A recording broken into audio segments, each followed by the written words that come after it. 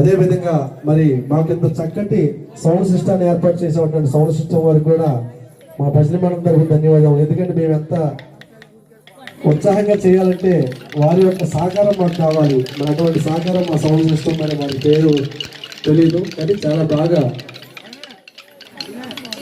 B Ramakrishna గారు మరి వారి యొక్క సౌండ్ సిస్టంతో మమ్మల్ని చక్కగా ప్రోత్సహించారు. హరే శ్రీనివాస.